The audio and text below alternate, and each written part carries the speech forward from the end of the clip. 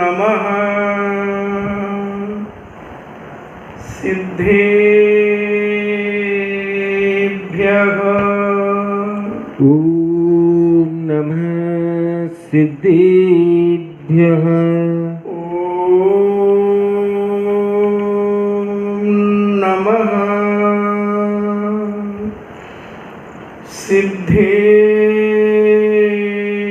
सिद्धेभ्यः।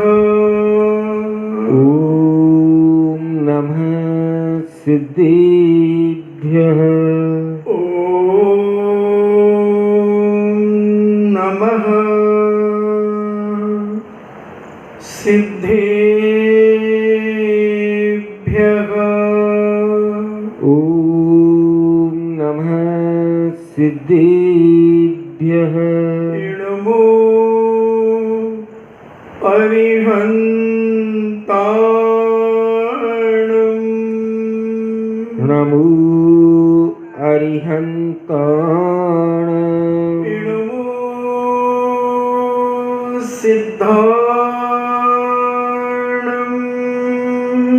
नमो सिद्धाणं। नमो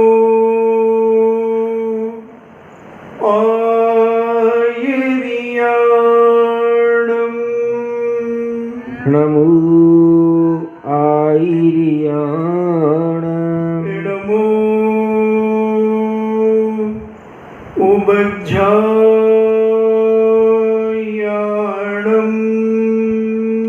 नमो उबज्झायाणं। नमो लोये सब्बेसाभूणं।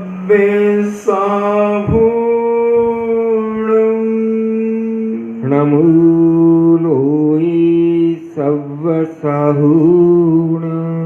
पंच परमेष्टि भगवान की जय।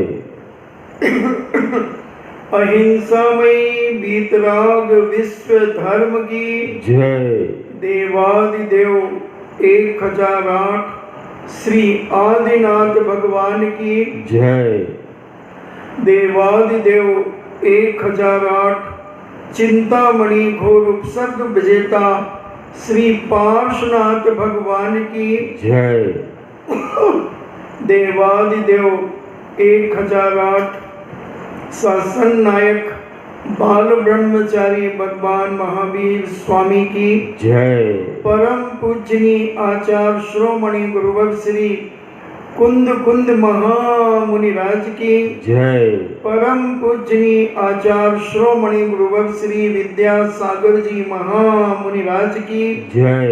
परम पूजनीय निर्व्यापक श्रवण मुनि श्री सुधा सागर जी महाराज की जय। परम पूजनीय 3,9 करोड़ महामुनिराजों की जय।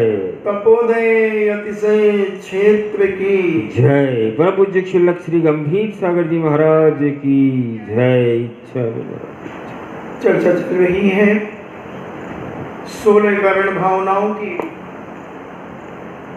अपन ने विगत दिनों में दर्शन विशुद्धि, विनय संपन्नता, शील वित्तेषु चार, शील वित्तेषु निरतिचार और संवेग भावनाओं को सुना। फिर उसके बाद शक्ति तस् त्याग, त्याग तो करना है।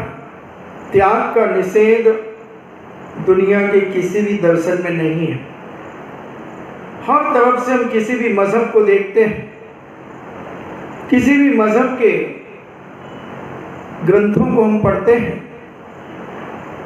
और समझते हैं कि त्याग को हर दर्शनकार ने स्वीकार किया। ऐसा दुनिया का कोई भी दर्शन नहीं है जिसने कहीं ना कहीं से कुछ ना कुछ त्याग करने की बात कही। मुसलमान सूअर का मांस नहीं खाते, उसे वो नापाक समझते हैं। तो ऐसे कोई ना कोई दर्शन कहीं ना कहीं से त्याग कुछ ना कुछ करता है, भले वह विवेक और अविवेक न रखता हो, ज्ञान और अज्ञानता की श्रेणी पर विद्यमान हो, मगर त्याग कहीं ना कहीं से है। बस जैन दर्शन ने त्याग की बात जब कही तो उन्होंने विवेक के साथ, विज्ञान के साथ त्याग की बात कही। तो अपन ने त्याग की चर्चा सुनी। अब जैनाचार्यों ने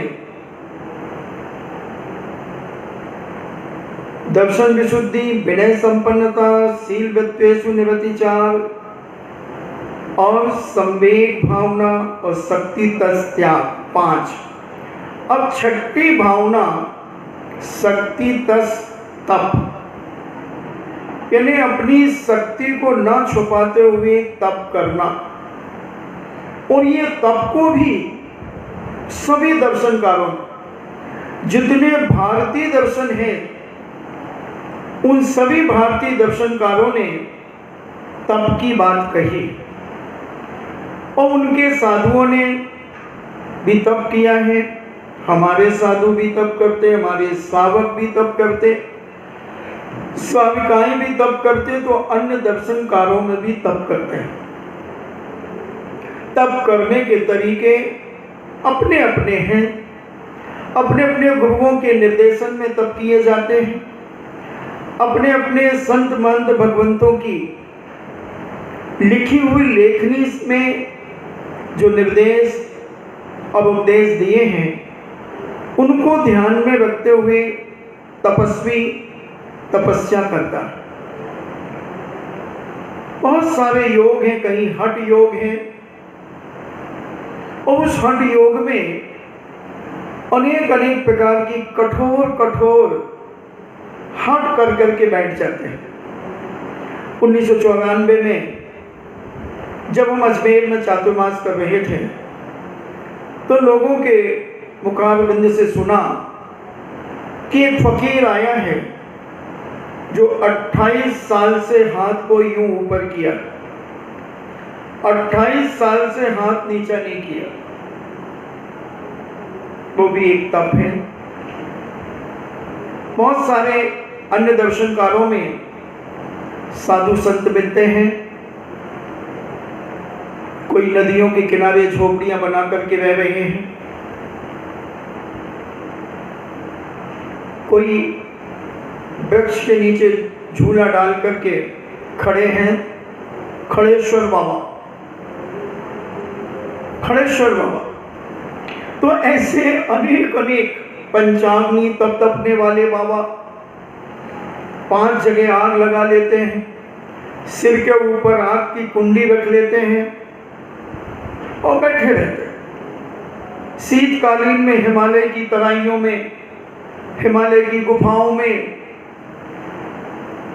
वहां भी तपस्वी रहा करते हैं। बताते हैं उनकी आंखों के पलक बड़े लंबे लंबे हो गए। जब कोई से मिलते हैं तो पलक ऐसे उठा करके उसे देख लेते हैं। बड़ी बड़ी जटाएं हो गई हैं, शरीर में भभूत लगा करके शमशानों में रह रहे हैं।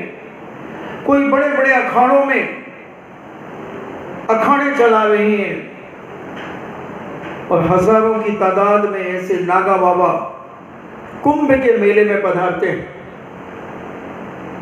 तो तपस्या कहीं ना कहीं से हर दर्शनकार ने तपस्या को स्वीकार किया है, और उस तपस्या के माध्यम से उनका उद्देश्य क्या है ये मुझे नहीं पता।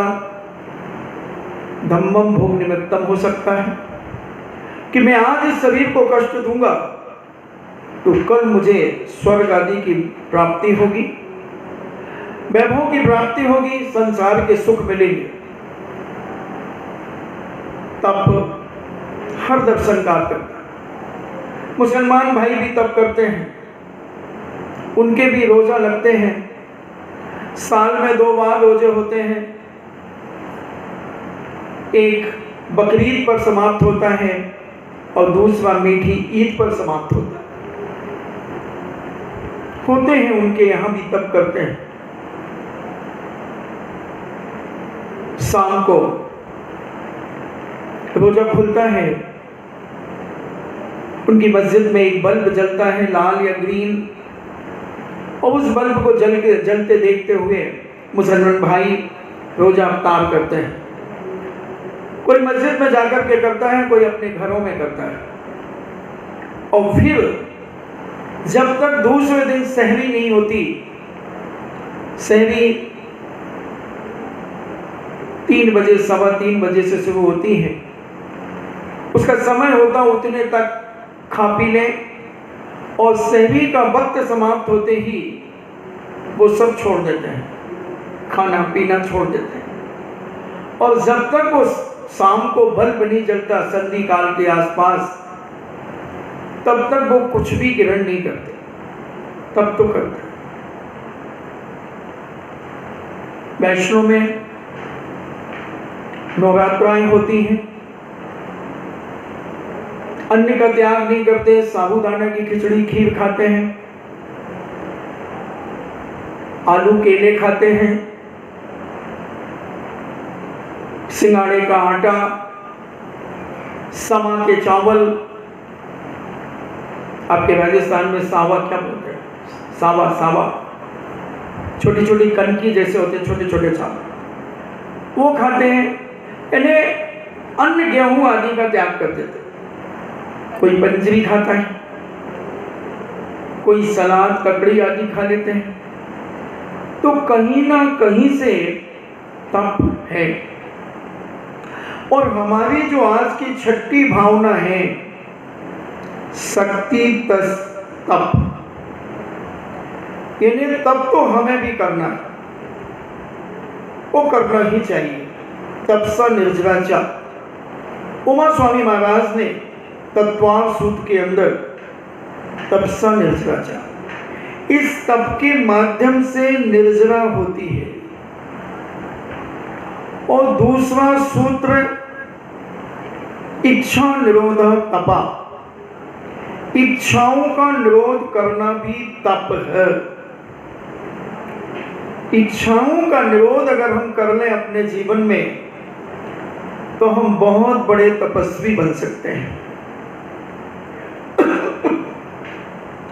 घर में रहकर भी हम तपस्वी बन सकते हैं।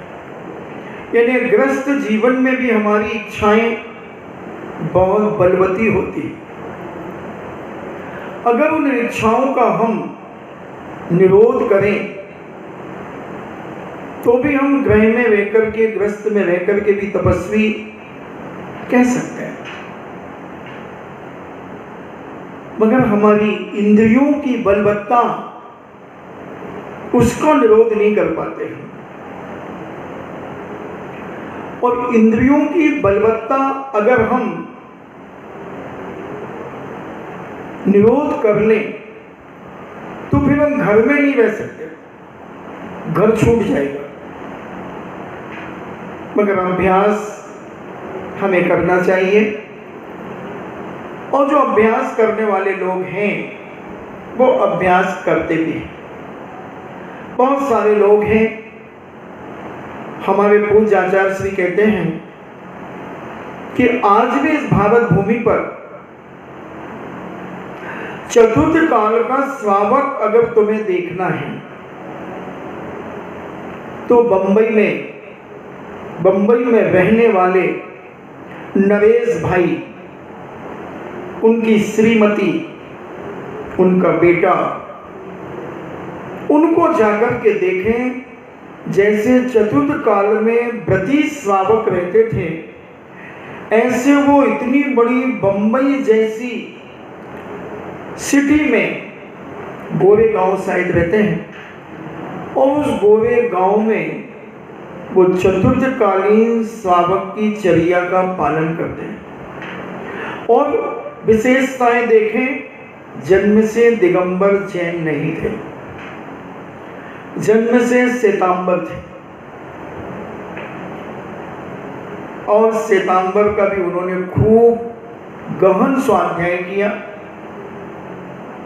1987 में बहुत सारे लोग, 60-70 लोग ललितपुर में श्वेतांबर भाई लोग आए और आचार्य श्री को देख करके ऐसे अंतरंग से प्रभावित हुए आचार्य श्री कुछ नहीं बोले, रहे कुछ दिन आचार्य श्री की चर्या को देखते रहे, उनका उठना, उनका बैठना, उनका देखना, उनका सुनना, उनका बोलना, उनका चलना, उनकी आहारचर्या, सब कुछ उन्होंने सालों परीक्षण किया और आचार्य श्री ने उनको भी सालों परीक्षण किया। उनकी बेटी ने भी आजीवन ब्रह्मचर्य ले लिया, उनके बेटे ने भी आजीवन ब्रह्मचर्य ले लिया, पति पत्नी ने आजीवन ब्रह्मचर्य ले लिया और पूरा निरीक्षण दोनों पक्षों से होता रहा, कई परिवारों का। और जब आचार्य श्री के धर्म कांटे पर वो तुले तो वो पूर्ण सोना निकले और आचार्य श्री को उन्होंने भी तौला, क्योंकि जिसको हम गुरु बनाएंगे उसको भी तो देखेंगे। और आचार्य श्री को क्या तौलेगा कोई, वो तो तुले तुलाए हैं, उनके लिए तो अब कोई तौल ही नहीं सकता। वो तो पहले दिन की पहली नजर में ही उन्होंने उन्हें तौल लिया था। और वह संकल्प करते चले गए, तप करते चले गए। आचार्य श्री के मुख से जब ये बात सुनी लोगों ने कि अगर चतुर्थ काल का श्रावक ग्रस्त में रह करके इस तरीके से रहता है जैसे चतुर्थ काल के श्रावक रहते थे, इंजीनियर थे, उनका छोटे भाई ने भी, यानी कम से कम बंबई के अंदर 100 लोग ऐसे होंगे जो घर में रह करके भी तपस्या करते हैं। तो उनके लिए पूज्य आचार्य श्री ने कहा चतुर्थ काल का श्रावक, तो जिसने मुझे सुनाया, मैंने कहा भाई ऐसी क्या विशेषता है? बोले महाराज विशेषता ही विशेषता है, शेष कुछ है ही नहीं, सब विशेष है। मैंने कहा क्या? बोले एक टाइम भोजन। मैं भी करता हूँ एक टाइम भोजन। मैंने कहा मैं घर में भी एक टाइम भोजन करता था। बोले महाराज सुनो, उनके घर में रजाई, गद्दा, दरी, चद्दर ये कुछ नहीं मिले, कुछ नहीं मिले। पाटा मिलेंगे और चटाई मिलेगी और पहनने के कपड़े मिलेंगे और सीमित बर्तन, बहुत सीमित बर्तन, एक चौका लगाने के बर्तन जितने आवश्यक होते हैं इतने बर्तन, और भी बहुत सारी सब सीमाएं उन्होंने मुझे बताई। मैंने कहा ये बिल्कुल सत्य है, क्या मैं अपने प्रवचनों में इस बात को कह सकता हूं? उन्होंने कहा महाराज आप तो डंके की चोट पे कहिए। ऐसे बहुत सारे लोग तपस्या कर रहे हैं, ग्रस्त में रह करके भी, जो कहा ना ग्रस्तो मोक्ष मार्गस्थो निर्मोहे मोहवान मुने, यानी वह ग्रस्त उस मुनि से अच्छा है जो मोही मुनि है। ग्रस्तो मोक्ष मार्गस्थो, ग्रस्त में रह करके भी मोक्ष मार्ग में वो दाखिल हो सकता है।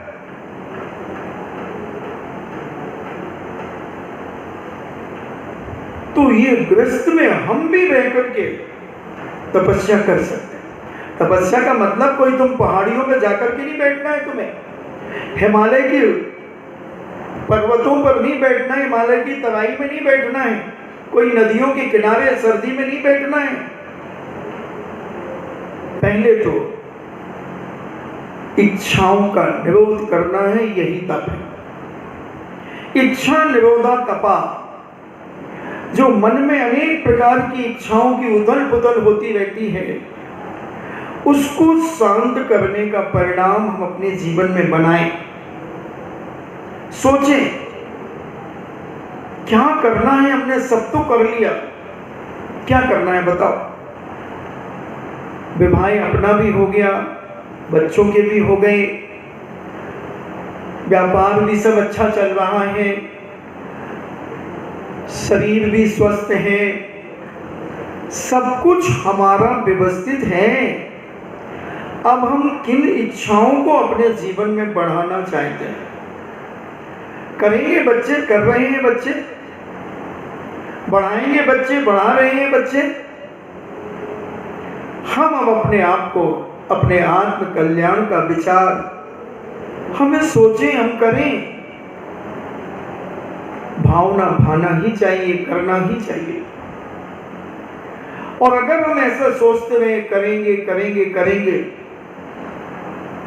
वो एक भजन गाते ना, चौका लगाने के ऊपर से कैसा भजन गाते हैं, चौका लगाने की सोचते रहे, पता नहीं सासू मासू क्या क्या पूछते रहते हैं।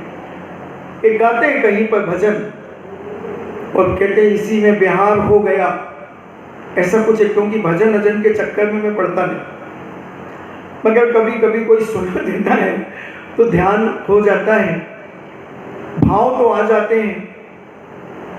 तो सोचते सोचते में हो गया बिहार, ऐसा कुछ आता है। तो ऐसे हम सोचते सोचते कि हम करेंगे करेंगे करेंगे, नहीं, अब सोचने का समय नहीं है, अब करने का समय, अब करने का समय है। कम से कम हम अपने आप को संकुचित करना तो शुरू कर दें।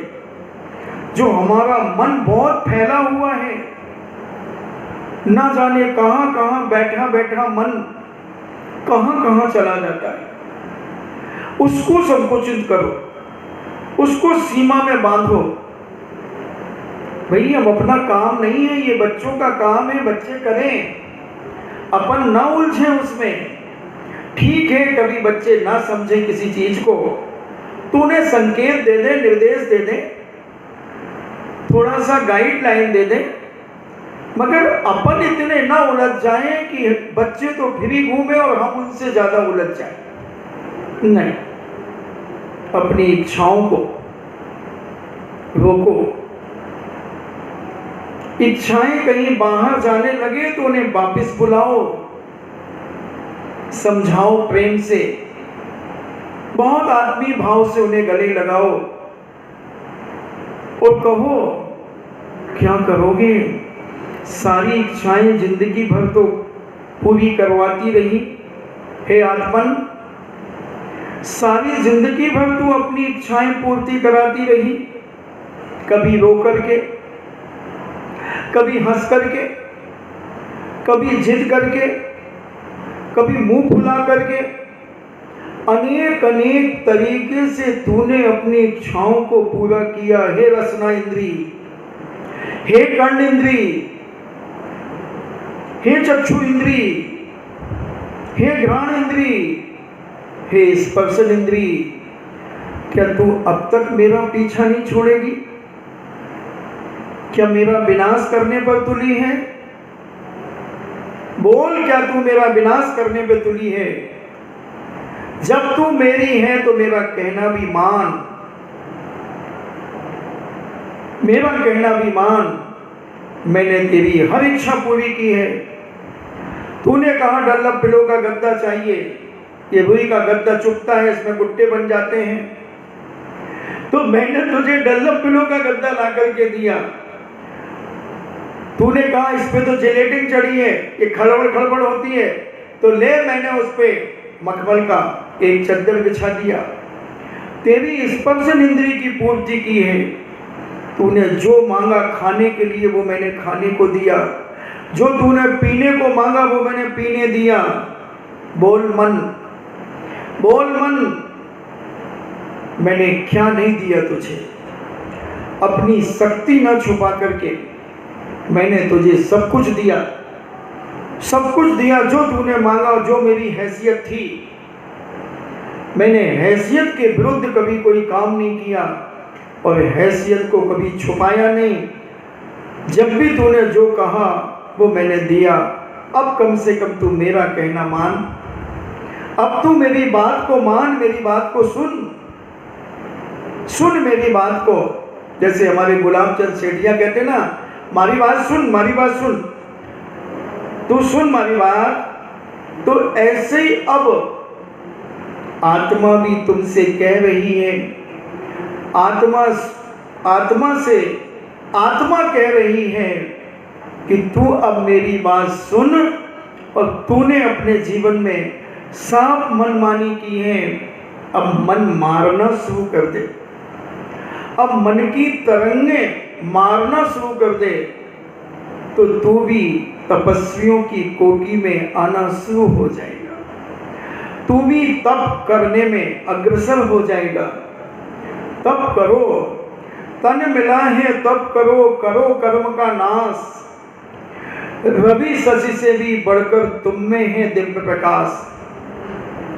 पूज्य आचार्य श्री ने बहुत पहले ये पंक्तियां लिखी थी, तन मिला है तप करो, यानी शरीर मिला है, इसके माध्यम से तुम तप करो, करो कर्म का नाश। जो अनादि काल से तुम्हारी आत्मा में जो कर्म बंधे हैं, उन कर्मों को नाश करने का तरीका है तप। तन मिला है तप करो, करो कर्म का नाश। रवि और शशि यानी सूर्य और चंद्रमा से भी ज्यादा तुम में है दिव्य प्रकाश, यानी तुम्हारी आत्मा में ऐसा अलौकिक दिव्य प्रकाश है। मगर वो दिव्य प्रकाश राग द्वेष की कालिमा, पंचेंद्रियों की लोलुपता और इन कसायों में दब गया है, कसायों के कारण उसका प्रकाश छुप गया है। इसलिए तुम अपने अंदर बैठी हुई इच्छाओं का दमन करना, समन करना सीखो, और दमन नहीं, इनको उत्पन्न ही नहीं होने दो, इनको पैदा ही नहीं होने दो इच्छाओं को। अपने आप को इतना तृप्त महसूस करो, अपने आप को इतना शांत महसूस करो, क्या खाना, क्या पीना, क्या देखना, क्या सुनना, क्या बोलना, अनादि काल से तो बोल रहे हैं। दो इंद्री से बोलना शुरू हो जाता है और संगी पंचेंद्री तक बोलता चला जाता है। कितना बोलेगा? एक दिन में 30,000 शब्द हमारी माताएं बोलती हैं, और एक दिन में 23,000 पुरुष बोलते हैं। कितना बोलोगे भैया? कम से कम इस वाणी को लगाम दो, वाणी को मौन रखने की कला सिखाओ। और जब हम मौन रहेंगे तो हमारी अंतरंग शक्ति जागृत होगी, बुद्धि का विकास होगा, शारीरिक शक्ति मजबूत होगी और मानसिक शक्ति भी मजबूत होगी। इसीलिए हमारे पूज्यवर तीर्थंकर मुनिराज जब बनते हैं तो दीक्षा लेते ही मौन हो जाते हैं, किसी से नहीं बोलते। 1000 वर्ष तक प्रभु आदिनाथ ऋषभ देव नहीं बोले, और फिर बोले तो क्या बोले? बोले ही नहीं मुंह से, तो सर्वांग से ध्वनि फिरी, एड़ी से लेकर चोटी तक संपूर्ण अंग रूपांग के द्वारा एक गर्जना से युक्त उनके मुख से, संपूर्ण अंगों से ध्वनि स्फुटित होती थी, जो 1 योजन तक जाती थी। और फिर 11 योजन तक, जैसे ऋषभनाथ भगवान का 12 योजन का समोषण था, तो भगवान की जो ध्वनि, दिव्य ध्वनि गर्जना 1 योजन तक जाती है। फिर मागध जाति के देव उसे फैलाते हैं। जैसे उदाहरण के लिए लें, अगर मैं इस माइक के बिना बोलूं तो मेरी आवाज़ कहाँ तक जाएगी? इधर तक, और ज्यादा सन्नाटा हुआ तो वो स्टूल तक, और ज्यादा सन्नाटा हुआ तो बैरिकेडिंग तक। इससे ज्यादा नहीं जाएगी। मगर यही आवाज बिजौलिया तक पहुंचाई जा सकती है, यही आवाज सकरगढ़ चौराहे तक पहुंचाई जा सकती है, यही आवाज मैं तो कहता हूं डाबी तक पहुंचाई जा सकती है। जहां जहां तक स्पीकर की लाइन बढ़ती चली जाए वहां वहां तक आवाज चली जाती है। जब पंचकल्याणक आदि होते हैं बड़े बड़े शहरों में, एक एक 2-2 किलोमीटर तक स्पीकर लगाए जाते हैं। ललितपुर आदि में, जबलपुर आदि में एक एक 2-2 किलोमीटर तक चारों दिशाओं में स्पीकर लगाते हैं और सब सुनते हैं, आवाज जाती है। तो तीर्थंकर तो मौन ही ले लेते हैं। केवल ज्ञान के बाद वो बोलते नहीं हैं, अपने आप बोलता है। सर्वांग से ध्वनि निकलती है, सर्वांग से ध्वनि निकलती है। तो तब करते समय हम जितना मौन रहें वो हमारे जीवन में बहुत उपयोगी है, बहुत एनर्जी को बचा करके रखता है। ऐसा हम अपने जीवन में समझें। तो इंद्रियों को कहें कि बहुत तूने लापरवाही की है और तेरी लापरवाही की गफलत में हमने अपनी जिंदगी कमाई है। अब हमें कमाई का मौका मिला है, हमें अब साधु संतों का समागम मिला है, तो हम अब अपने जीवन में इस शरीर के माध्यम से तप करेंगे, तप करेंगे और अपनी इंद्रियों को बस में रखेंगे, बस में रखेंगे। उपवास करना ही तप नहीं है, उनोदर करना ही तप नहीं है। इंद्रियों का भी तपन करना, इंद्रियों के इनको संभालना, इच्छाओं को रोकना ही तप है। इच्छा निरोधा तपा और तपसा निर्जरा। अगर हम अपने कर्मों को निकालना चाहते हैं जो अनादि काल से बंधे हुए हैं, उन कर्मों को निकालने के लिए हमें जैनाचार्यों ने रास्ते बताए, मार्ग बताया कि इस तरीके से तुम अपने जीवन में चलो तो तुम्हारे कर्म निकलते चले जाएंगे, हटते जाएंगे, दूर होते चले जाएंगे। जैसे बताते हैं वास्तु के अंदर कि जिसकी दुकान का कोई माल ना बिक रहा हो तो उसे वायव्य कोण में रख दो तो वो बिक जाता। जो माल नहीं बिक रहा हो तो वायव्य कोण में रखने से वो बिकता है। उत्तर और पश्चिम का कोना जो होता है वो वायव्य का कोना होता है, वहां से निकलता है सब। यहां तक कि कह दिया कि जिसकी शादी नहीं हो रही हो उस बिटिया को उस जगह सुला दो, उनका विवाह हो जाए।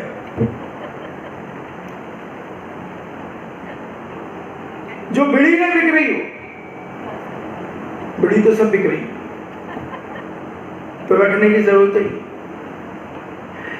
मैंने बहुत सारे प्रैक्टिकल किए और उनको हुआ फायदा, तो इनका प्रभाव तो पड़ता है। मगर छोटे बच्चों को मत सुला देना वहां। अगर छोटे बच्चे सुला दिए वाइब में तो कैरेक्टर लूज हो जाएंगे, चरित्रहीनता उनके अंदर बढ़ जाएगी, क्योंकि बाहर निकलता है वहां से सब। तो दिमाग भी बाहर निकलेगा, हाथ पांव भी बाहर निकलेंगे, मन भी बाहर निकलेगा, सब बाहर निकलेंगे, चरित्रहीनता बढ़ जाएगी।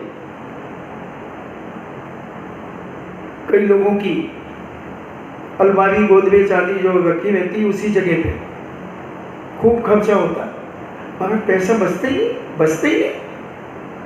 और ऐसा नहीं कि महाराज कमाई भी खूब करते हैं, पैसा भी आता है, मगर हाथ में कुछ नहीं बचता।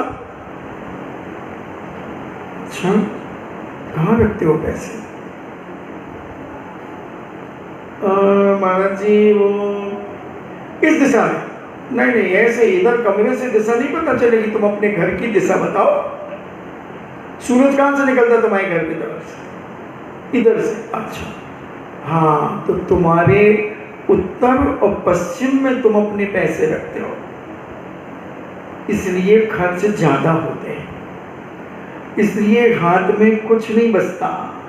अंतिम महीना कड़की में चला जाता, अंतिम हफ्ता कड़की में चला जाता है। महाराज जी ऐसा खर्च नहीं करते, ऐसा नहीं करते, वैसा करते होंगे, इसलिए वो बचता नहीं। तो इनके प्रभाव पड़ते हैं,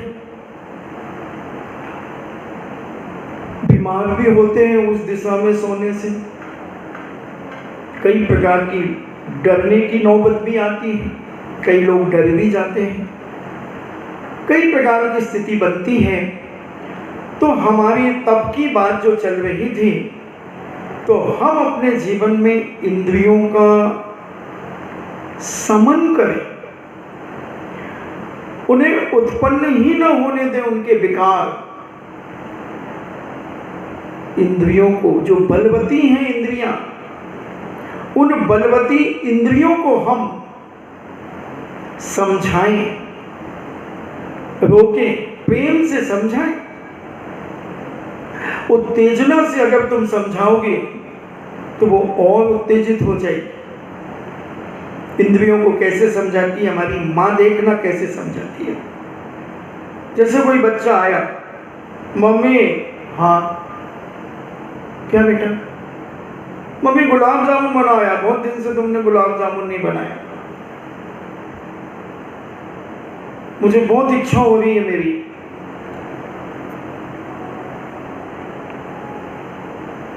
तो बेटा अब कैसे बनेंगे? तो यार मेरी बहुत इच्छा, दूध नहीं रखा क्या? माँ बाप बना लो ना, बना लो। पकड़, रात को बनते हैं, जैनी है अपन, रात को नहीं बनते अपने यहाँ पर, रात को नहीं बनती। कब बना बताओ? तुमने देखा कभी रात को अपने यहाँ कोई चीज बनते हुए? नहीं। फिर कैसे कह रहे हो बेटा? मुझे बहुत तलब लग रही है। कोई बात नहीं, कल देखेंगे। अब उसकी इच्छा तो आज थी गुलाब जामुन खाने की। या मान लो कोई बच्चा मक्के की रोटी से बड़ा प्रेम करता है, तो वो एकदम गया और मम्मी मक्के की रोटी बनाओ। अब वो कौन सी भाजी होती है? कमल की भाजी, अमल की भाजी। हाँ नहीं, अमल इनको नहीं मालूम। वो उधर लगती ना अफीम के दौड़ों की, हटिया।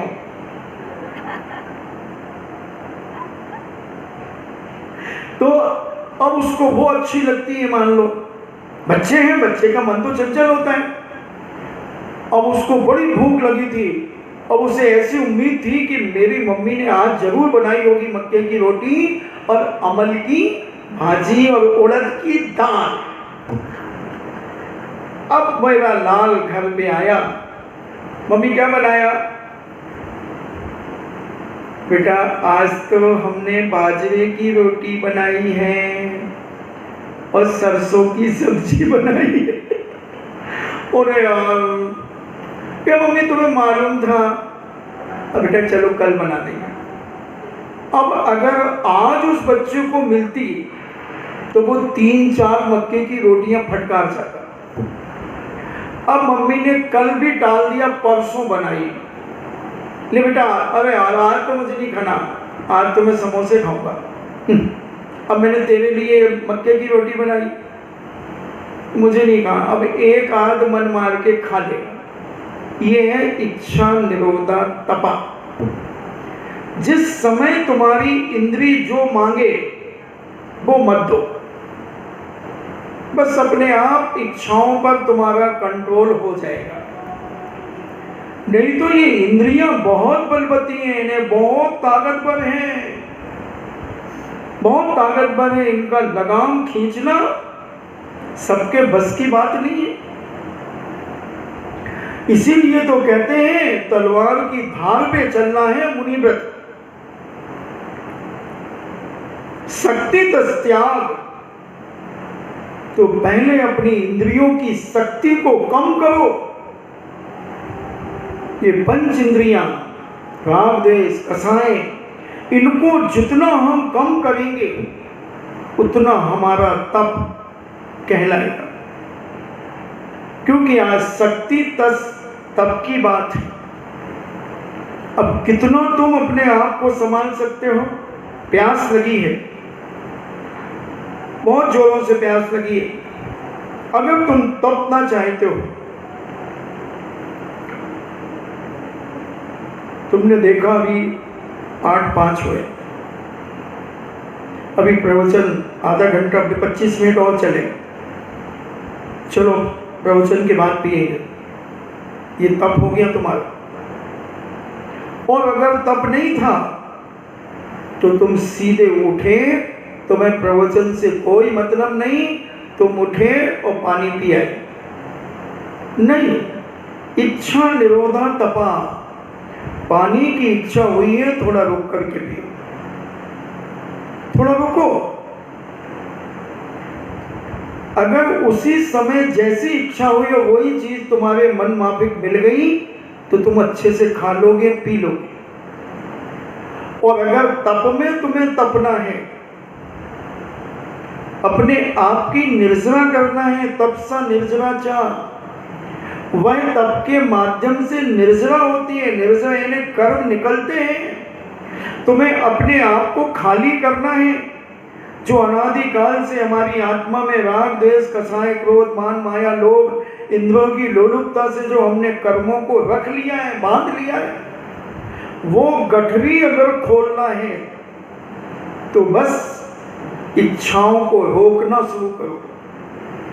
जितना इच्छाओं को रोकोगे उतने तुम सुखी रहोगे, और जितनी तुम अपेक्षाएं रखोगे उतनी तुम्हारी उपेक्षा होगी, उतनी उपेक्षा होगी जितनी तुम अपेक्षा रखोगे। इसलिए जो भी जीवात्मा अपेक्षा रखती है उसकी उपेक्षा हुए बिना रहती नहीं। शूर्पणखा का क्या हुआ? शूर्पणखा अपेक्षा लेकर के गई थी मर्यादा पुरुषोत्तम राम और लक्ष्मण भैया के पास, बुरी भावना लेकर के गई थी। वो तो सदाचारी जीव थे, चारित्रवान व्यक्तित्व थे, मगर इसकी अपेक्षाएं ऐसी खतरनाक थी, इतनी गंदी थी। और ये अपनी अपेक्षा लेकर के जब इसने प्रस्ताव रखा तब इसकी उपेक्षा हुई, और ऐसी उपेक्षा हुई इसकी इंद्री की लोलुपताओं की कि जे अपने आप को बर्दाश्त नहीं कर सकी, और ऐसी कसाय में आ गई कि इसने अपने हाथों से वस्त्र फाड़ लिए, अपने बालों को नोच लिया, बालों को फैला लिया, गालों को नोच लिया, यत्र तत्र जगह अपने शरीर को नोच कर और अपने पति के पास चली गई, अपने पति के पास चली गई। और सारी उल्टी घटनाएं, क्योंकि क्षत्रिय पुरुष कभी स्त्री के ऊपर, वृद्ध के ऊपर, किन्नर के ऊपर, बाल और बाला के ऊपर, निर्धन के ऊपर कभी शस्त्र नहीं चलाता।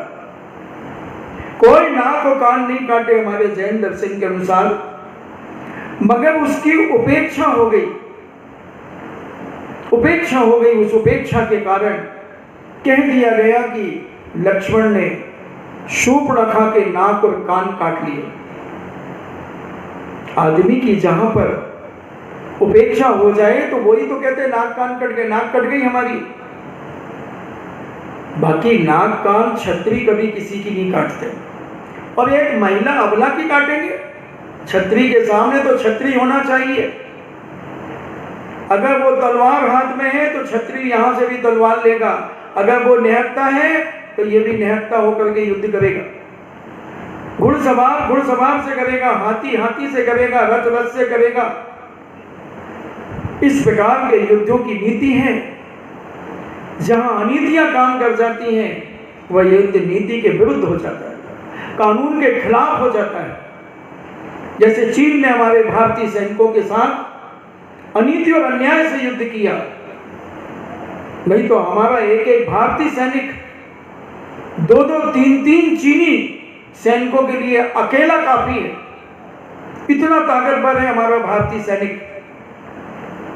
मगर जो तुम अन्याय और अनीति से और प्लानिंग से मारोगे, वो तो वार्तालाप के लिए गए थे और तुमने वहां पर पत्थर रखे थे, तुमने वहां पर लकड़ियों में तार के कांटे बांध करके रखे थे।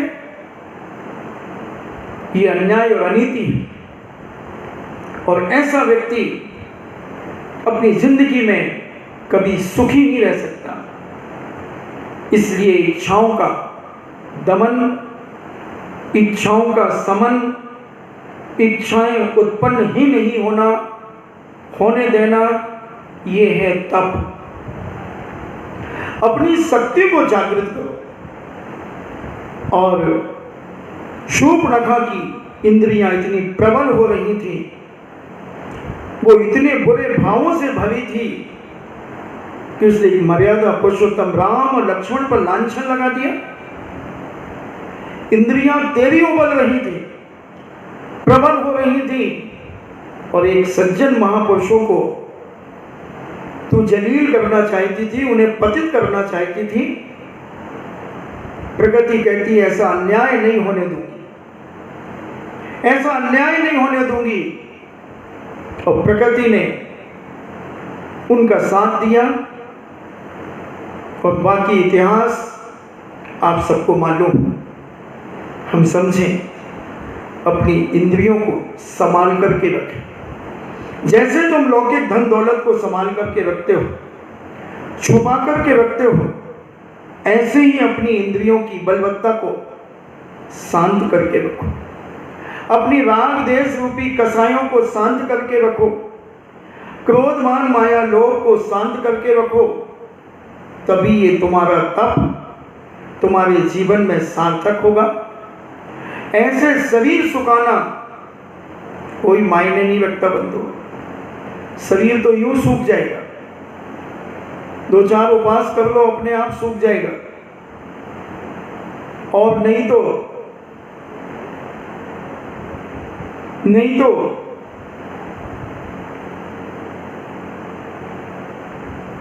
एक गोली आती है, वो चाय में डाल के पी लेते हैं तो दस्ती लगते हैं, आदमी सूख जाता है। एक ऐसी घटनाएं जुलाब की टिकिया कहते हैं, जुलाब की टिकिया। उसको कई लोग शादी विवाह में जब इतनी हंसी मजाक करते हैं तो कई खिला देते हैं अपने रिश्तेदारों को जिनका मजाक ज़्यादा चलता है, और वो बेचारा 10-10 मिनट में लोटा लेकर के जाता है, 10-10 मिनट में चला जाता है, और फिर पेट में मड़ोड़ हो रही है, पैरों में दर्द हो रहा है, और उसकी मजाक करने की हिम्मत भी खत्म हो जाती है। तो शरीर तो कई प्रकार से सुखाए जा सकते हैं, वो तपस्या नहीं है, वो कसाई हो सकती है। कसाई और अहंकार में भी शरीर को सुखाया जा सकता है, मगर कसायों का समन नहीं किया जा सकता। वो इंद्रियों की समन्ता, राग द्वेष की समन्ता, क्रोध मान माया लोभ की समन्ता ही जैनाचार्यों ने, संत महंत भगवंतों ने उसे तपस्या कहा, उसे तप कहा, तप कहा। और वही तप संलेखना में परिवर्तित हो जाता है। संलेखना के बारे में हम तुम्हें बहुत बता चुके, तो हम अपने जीवन में समझें, क्योंकि हमें भी तप करना है, तप करना है, और तप के बिना हमारा कल्याण नहीं हो सकता, नहीं हो सकता।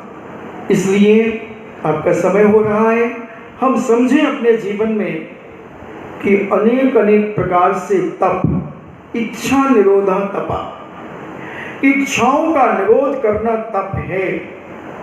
अब किस किस चीज की इच्छा होती है? महाराज मेरी आरिका बनने की इच्छा हो रही है, उसका निरोध कर दूं?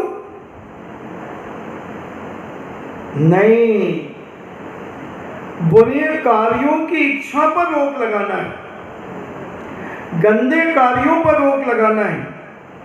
खाना भी हो सकता है, पीना भी हो सकता है, पहनना ओढ़ना भी हो सकता है, देखना भी हो सकता है, सुनना भी हो सकता है, चलना फिरना भी हो सकता है, सब प्रकार से हो सकता है। अब तुम देखो कि हमने क्या क्या कर लिया और हम क्या क्या से तृप्त हो गए हैं। जिन जिन से तुम तृप्त हो गए हो उसको त्याग करना शुरू कर दो। अगर तुम कपड़े के पहनने से तृप्त हो गए हो तो खरीदना बंद कर दो कि अब हम नहीं खरीदेंगे, क्योंकि हमारे पास अभी 100-150 साड़ियां हैं। अब 150 साड़ियां हैं और एक साड़ी अगर 6 महीने चली तो भी 75 साल के लिए साड़ियां हैं तुम्हारे पास। मैं देखता हूं 20 साल पुरानी भी साड़ियां भी बिजौलिया की महिलाओं के पास।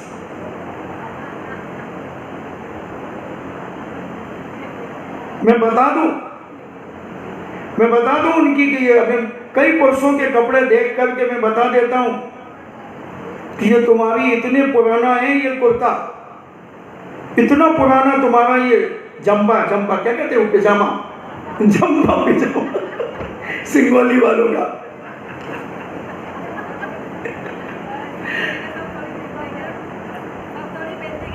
अरे खूब पहने सिंगोली में जंबा पिजामा। और ये एक बार आया जंबा पिजामा का, ये चतुर्मास में मारा उस दिन मौन था, घना आया जंबा पिजामा में, उकर जे खीसा में उकर कहीं जेब उमर तेल लाग्यो, अठी तेल लाग्यो, जंबा पिजामा जेब बड़े बड़े जेब, रुपया रखे उनमें नोट पिया रखे, और ऐसे बने रहते हैं बिल्कुल बेचारे साधारण। और जब निकालो माल तो ऐसी गड्डियां की गड्डियां निकले। हाँ, तो ऐसे पुराने कपड़े इतने हैं। मैं कई लोगों को, बिचौलिया के लोगों को जानता हूं कि जिनको मैंने 2000 में वो कपड़े पहने देखे। अबे तो जो चोरी नहीं करता उसकी याददाश्त अच्छी होती, उसकी मेमोरी अच्छी होती है। जो चोरी नहीं करता उसकी मेमोरी बहुत अच्छी होती है। और माताओं की तो कहने ही क्या है, इनके कपड़े तो मैं यूं बता दूं कि ये 10 साल पुरानी है। तो ऐसी सब पता चल जाता है, क्योंकि हर चेहरा खुली किताब है, किताबों में ढूंढते क्या हो। तो कम से कम आज सीमा बना लें एक, अब आज के बाद हम अपने जीवन के लिए, अपने लिए कपड़े मन नहीं खरीदेंगे। जिनके पास 100-150 साड़ियां हैं, उम्र वैसे 40-45 की हो गई और 75 साल चलेंगी अभी वो साड़ियां, 150 साड़ियां। 6 महीने भी एक साड़ी चलेगी तो बोलो 75 साल। अभी जिसकी 50 साल की उम्र हो गई, 45 की, तो वो अभी 75 साल कौन कौन जिएगा? मुझे हाथ उठा के बताओ। क्योंकि पंचम काल में 120 साल की उम्र बताई हमारे जैनाचार्यों ने। तिल्लोर पन्नती में पूज्य यति विश्वाचार्य महाराज ने कहा कि पंचम काल में अधिक से अधिक उम्र होगी 120 साल की, तो 5 साल वैसे ही बच जाएंगे। इसलिए अगर अपनी इच्छाओं का दमन करना, इच्छाओं को रोकना है, अगर तप में अग्रसर होना है, कंजूसी के कारण मत खरीदना, ये कोई धर्म नहीं कहलाएगा कि कंजूसी के कारण ना खरीदो। कहीं कन्नो भाई मत हो, यही पहन ले हूँ, यही पहन ले हूँ, और कहीं कटे जानो है तो पड़ोसन से पास गई, अपनी वो साड़ी दो ना, तुम अपनी वो पहनी थी ना तो छोरे की सगाई में, हाँ बदे दे, मैं 2 दिन को जा रही अपनी मायके। तो ये गलत बात है, ये इच्छा निरोध नहीं है तुम्हारा, ये तो मन की चंचलता है। 4 लोगों में तो बाहेबा लूट ली, मैं तो नियम ले लियो भाई, वो छुल्लक जी उस दिन प्रवचन दियो, मैं तो नियम ही ले लियो कि मैं कोई कपड़ा ना खरीदो, मैं कोई कपड़ा ना खरीदो। अच्छा तो जा साड़ी तो तारे पास थी नहीं, नहीं मैं वो पड़ोसन की लेके आई, मैं बारात में गई ना। अच्छा तो तेरी इच्छा में तो अभी दमन हुआ नहीं, इच्छाएं तो मेरी बहुत है कि मैं कांजीवरम की पहनूं,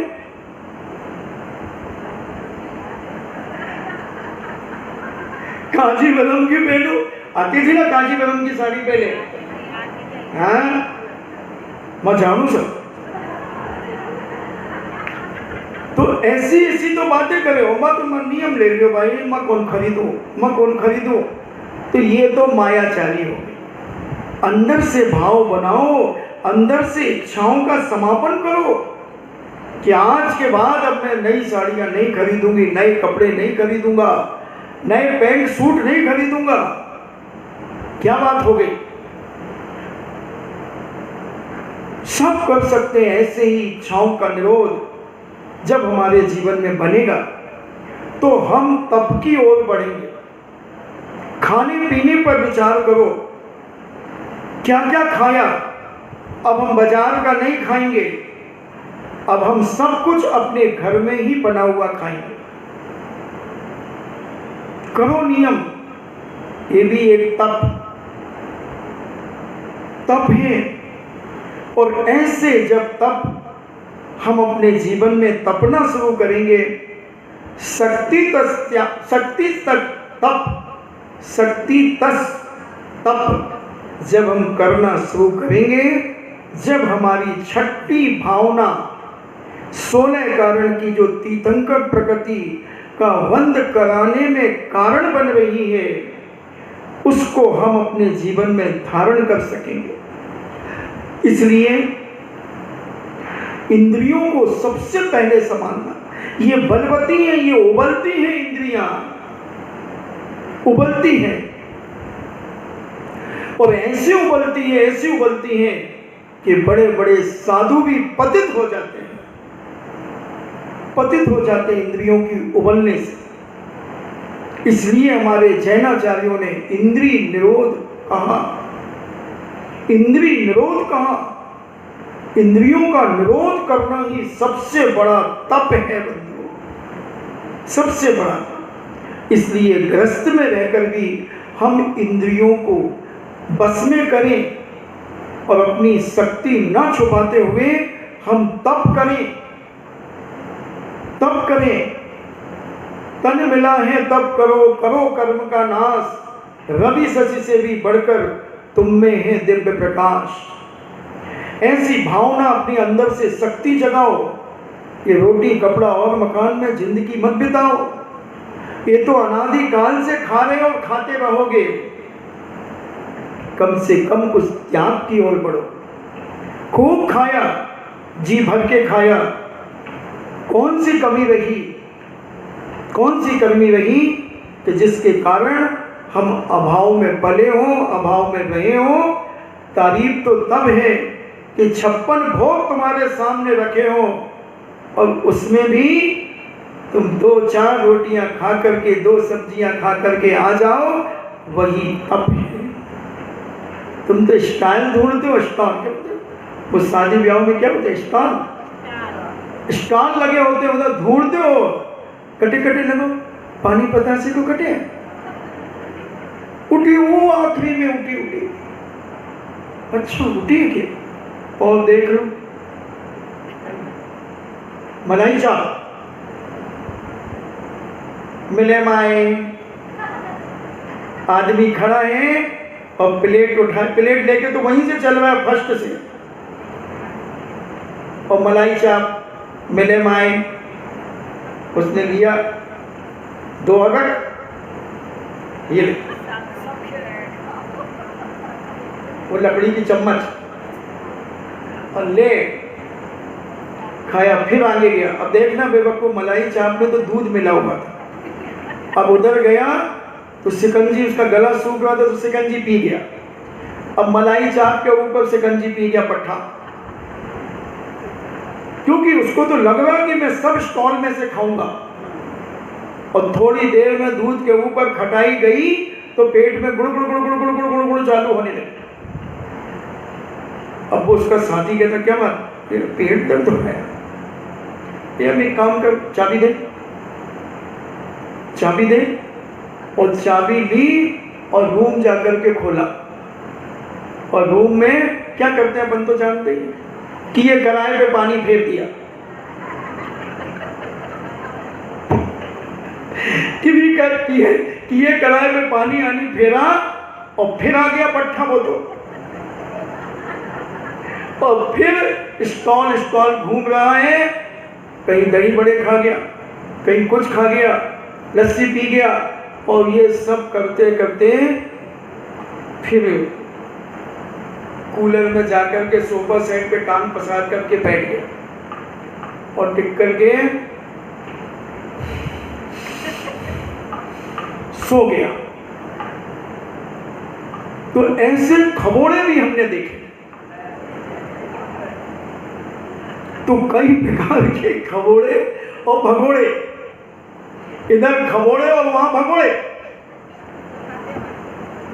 तो ये तप नहीं है, तप है अपनी इच्छा सामने वस्तु रखी रहे और इच्छा ना हो उसे खाने की, ये है तप।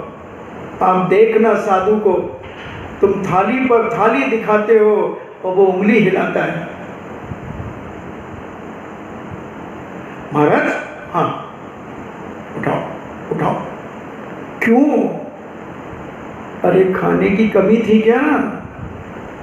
खाने के लिए घर छोड़ा है क्या? वहां कमी थी क्या? नहीं, तो फिर यहां क्यों? यहां क्यों कि राम राम जपना पराया माल अपना? विचार करें, तप को समझें। आज आपका समय हुआ तो हम तप की बात कर रहे हैं। शक्ति तप, अपनी शक्ति को न छुपाते हुए तप करें। इन्हीं मंगल भावना के साथ जिनवाणी स्तुति। जिनवाणी के ज्ञान से सूझे लोकालोक, सो बाणी मस्तके धरो, सदा देते हूँ धो। हे जिनवाणी भारती, तो है जपो दिन रैन, जो तेरो शरणा गहे, सो पावे सुख चैन। देव भजो अरिहंत को, गुरु सेवा निर्ग्रंथ, दया धर्म पालो सदा, यही मोक्ष का पंथ। नौवा नमोकार।